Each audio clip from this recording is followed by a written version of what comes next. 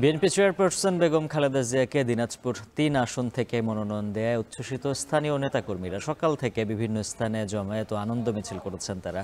এ নিয়ে বিস্তারিত জানাতে দিনাজপুর শহরের বড় ময়দান থেকে যুক্ত আছেন সহকর্মী মোকাররম হোসাইন। মোকাররম, প্রার্থী মনোনয়ন নিয়ে স্থানীয় বিএনপির নেতাকর্মীরা কি বলছেন আর তাদের প্রত্যাশার কথা জানাবেন। উজ্জ্বল প্রথমবারের মতো নিজ জন্মস্থানকে বেছে নিয়েছেন বিএনপি চেয়ারপারসন বেগম খালেদা জিয়া। তিনি দিনাজপুর ৩ আসন থেকে নির্বাচনের জন্য এবারে তাকে মনোনীত করেছে দল। এই সদর আসনটিতে প্রায় ৪ লাখ ভোটার রয়েছে এবং সেই ভোটার সংখ্যার যেই আধিক্য তার থেকেও বেশি আসলে নেতাকর্মীদের উচ্ছ্বাস আমরা দেখছি। সকাল থেকে বিভিন্ন জায়গায় নেতাকর্মীদের জমায়েত তো ছিলই, এরপরে বর্ণাঢ্য একটি মোটর শোভাযাত্রা হয়েছে। এটি শহরের প্রধান সড়ক প্রদক্ষিণ করে আসলে গড়ে শহীদ ময়দানে শেষ হয়েছে। নেতাকর্মীরা বলছেন যেই মোটর শোভাযাত্রায় প্রায় হাজার হাজার নেতাকর্মী উপস্থিত ছিলেন।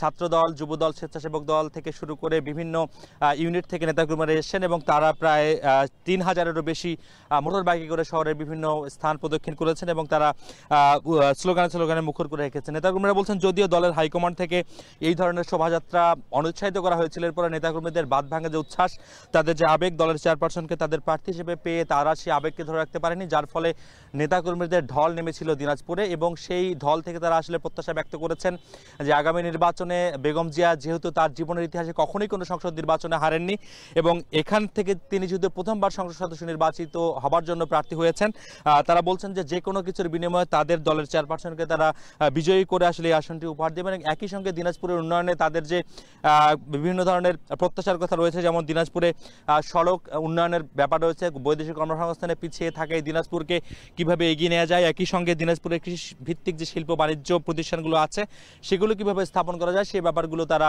প্রত্যাশা ব্যক্ত করছে। একই সঙ্গে তারা বলছেন যে অতীতের যে কোনো সংসদ নির্বাচনের চেয়ে এবার যেহেতু বিএনপির নেতাকর্মীরা সব থেকে বেশি সংঘবদ্ধ, উচ্ছ্বসিত এবং উদ্বলিত, তাই এই নির্বাচনটি তাদের কাছে উৎসাহব্যঞ্জক হবে এবং উৎসাহ উদ্দীপনার মধ্যে দিয়ে তারা ভোটের কর্মসূচি কর্মকাণ্ডগুলো পালন করবেন। উজ্জ্বল, জানে রাখি এই আসন থেকে এর আগে বিএনপি চেয়ারপারসনের যে বোন রয়েছেন খুরশিদ জাহান হক, তিনি 1996 দুটি নির্বাচন এবং 2001 সালের নির্বাচনে এখান থেকে সংসদ সদস্য নির্বাচিত হয়েছিলেন এবং এবার সেই 3টি আওয়ামী সরকারের পাতানো নির্বাচনের পরে ত্রয়োদশ সংসদ নির্বাচনে বিএনপি চেয়ারপারসন যেহেতু এখান থেকে নির্বাচিত হবার জন্য প্রার্থী হয়েছেন, ধানের শীষের প্রতীককে বিজয়ী লাভ করবার জন্য নেতাকর্মীরা ঐক্যবদ্ধ এবং তারা সুসংগঠিত, এই প্রত্যাশাই তারা এখান থেকে আসলে করছেন। এই ছিল উজ্জ্বল দিনাজপুর থেকে নির্বাচনের প্রস্তুতির সবশেষ খবর।